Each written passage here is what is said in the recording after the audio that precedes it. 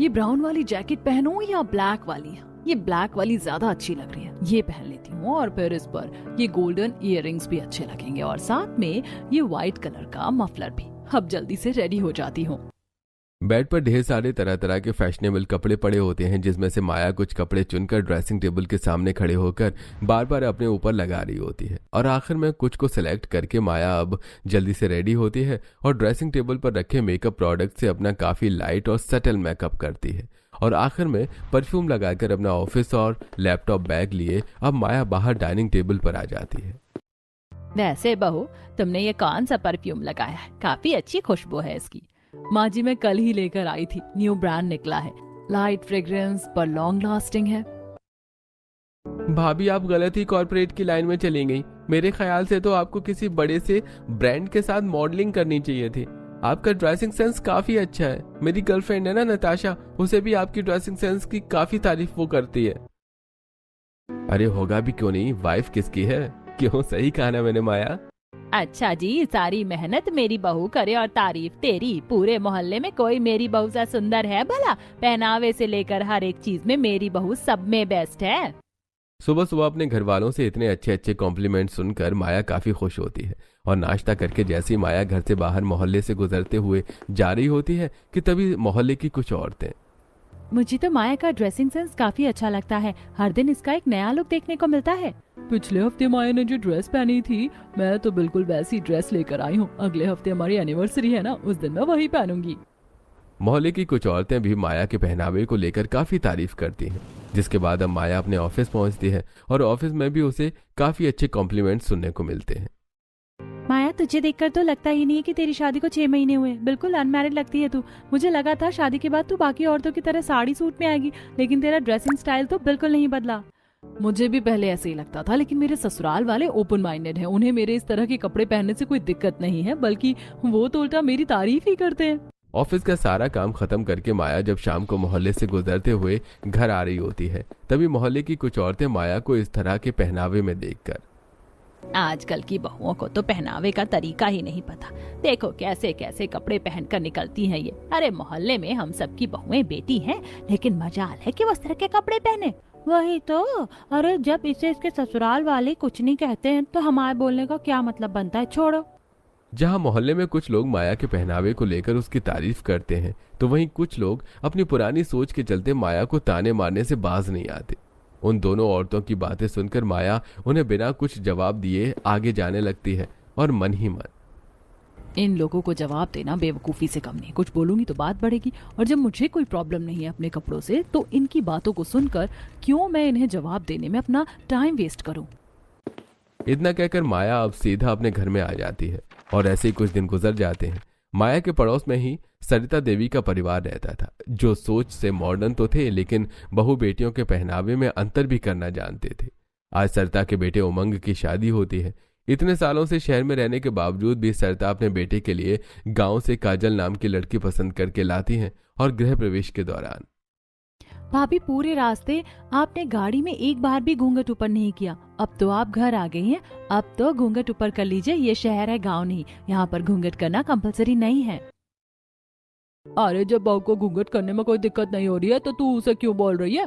अच्छी बात है, आज के समय में भी लड़कियां अपनी पुरानी संस्कृतियों को भूली नहीं है। इसीलिए तो मैं अपने बेटे के लिए शहर की ना लाकर गाँव की लड़की लेकर आई हूँ। यह तुमने बिल्कुल सही किया सरिता बहन, वरना शहर की लड़कियों को तो कपड़े पहनने का ही तरीका नहीं है। अब जरा सरला की बहू माया को ही देख लो, कैसे छोटे छोटे कपड़े पहनकर मटक मटक के निकलती है मोहल्ले में। अरे हम किसी की बहू बेटियों को क्या कहें, उनके घर का मामला है, वो खुद जाने। किसी की बहू बेटियों को क्या कहें, उनके घर का मामला है, वो खुद जाने। गांव से शहर आकर भी सरिता की बहू काजल शादी के बाद ज्यादातर साड़ी में ही रहती और अपने ससुर के सामने घूंघट, और अगर ससुर ना हो तो सिर पर पल्लू ले लेती। ऐसे कुछ दिन गुजर जाते हैं जहां काजल सिर पर पल्लू रखकर छत पर खड़े होकर कपड़े सुखा रही होती है, तो वहीं माया अपने शहरी पहनावे में छत पर खड़े होकर धूप सेक रही होती है। तभी दोनों ही बहुओं की नजर जैसे ही एक दूसरे पर पड़ती है। ओह हाय, मेरा नाम माया है और तुम्हारा? जी मेरा नाम काजल है, आपसे मिलकर अच्छा लगा। तुम्हारी शादी को तो अभी ठीक से महीना भर भी नहीं हुआ और तुम घर के काम भी करने लग गए। और तुम्हारी जॉब, शादी करने के बाद जॉब छोड़ दी क्या तुमने? मैंने तो शादी से पहले कभी नौकरी नहीं करी। वो क्या है ना, मैं गांव से हूँ और गांव में लड़कियों को 12वीं तक ही पढ़ा दिया जाए तो बड़ी बात है। तो तुम ही हो जो शादी करके गांव से शहर आई हो। मैं कुछ दिनों के लिए अपने मायके गई थी ना, तो मुझे पता नहीं चला, वो तो माँ जी ने बताया मुझे। वैसे तुम इसी तरह के कपड़े पहनती हो क्या? मेरा मतलब जीन्स टॉप वगैरह। तुम समझ रही हो ना मैं किन कपड़ों की बात कर रही हूँ? हाँ, लेकिन मैं इस तरह के कपड़े नहीं पहनती हूँ, मुझे बहुत अजीब लगता है। मैं तो अपनी साड़ी सूट में ही खुश हूँ। वो तो देखने से ही पता चल रहा है, इसे तो ड्रेसिंग सेंस का डी भी नहीं पता। इतनी हैवी साड़ी, ऊपर से शॉल और सर पर पल्लू। ओ माय गॉड, मैं तो कभी ऐसे कपड़े नहीं पहन सकती। अच्छा, तो उस दिन वो आंटी इसी के बारे में बात कर रही थी, कितने छोटे छोटे कपड़े पहने इसने। शहरी और गांव वाली बहू को एक दूसरे का पहनावा कुछ खास पसंद नहीं आता और अब एक दूसरे से काफी देर तक बात करने के बाद दोनों नीचे आ जाते हैं और ऐसे ही कुछ समय गुजरता है। काजल को अभी मोहल्ले में आए हुए टाइम ज्यादा नहीं हुआ था, जिसे देखते हुए मोहल्ले के कुछ लोग काजल को किटी पार्टी में इनवाइट करते हैं। हॉल में बैठे हुए उन लोगों ने माँ को कभी भी किटी पार्टी में नहीं बुलाया, पर वो आपको बुला रहे हैं। मेरे ख्याल से आपको जाना चाहिए। कब तक सिर्फ मोहल्ले की आंटी से पहचान बनाओगी? अरे, अपने उम्र के लोगों से भी मिलो। मुझे नहीं पता इसमें क्या होता है, क्या करना होता है, वहाँ कैसे कैसे लोग होंगे। भाभी, आप तो ऐसे डर रही हो जैसे यूपीएससी का एग्जाम देने के लिए जा रही हो। अरे कुछ नहीं होगा, आपकी उम्र की औरतें होंगी वहाँ पर। बस आपको बातें करनी है और कुछ गेम्स खेलने हैं। जिंदगी के शुरुआती साल गांव में ही गुजारे हैं मैंने भी, लेकिन जब मैं शहर आई तो मैं भी यहाँ के लोगों में ढलने लगी। अब माँ पापा तो ज्यादा नहीं बदले, पर हम तो बदल ही सकते हैं ना। आपको जाना चाहिए। ज्योति के कहने पर काजल किटी पार्टी में जाने के लिए तैयार हो जाती है और अब अगले दिन पार्टी में जाने के लिए साड़ी की बजाय काजल इस बार सूट पहनती है और हाथों में भरकर चूड़ी, गले में नेकलेस डालकर अच्छे से तैयार हो जाती है। जिसके बाद जैसे ही वो काजल किटी पार्टी में पहुंचती है तो देखती है कि वहां मौजूद हर एक औरत ने अलग अलग तरह की वेस्टर्न ड्रेस पहन रखी है। मुझे तो लगता था कि उस माया का पहनावा ही इस मोहल्ले में सबसे अजीब है, लेकिन जरा इन लोगों को तो देखो, कैसे कैसे कपड़े पहने इन्होंने। लगता है तुम्हें ठीक से इन्फॉर्मेशन नहीं मिली। यहाँ किटी पार्टी हो रही है, कोई माता रानी का जगराता नहीं जो तुम यहाँ सूट पहनकर आ गई हो।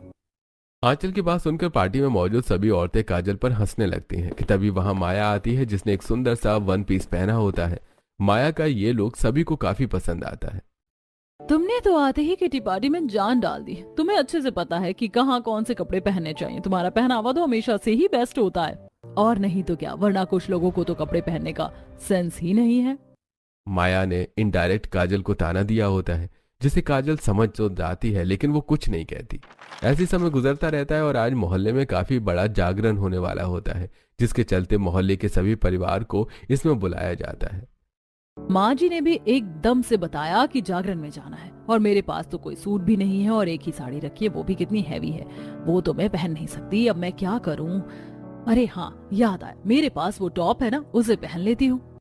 माया के पास विदाउट शोल्डर एक लॉन्ग टॉप होता है, जिसकी बॉटम के लिए माया प्लाजो चुनती है और गले में एक चुन्नी डाल लेती है।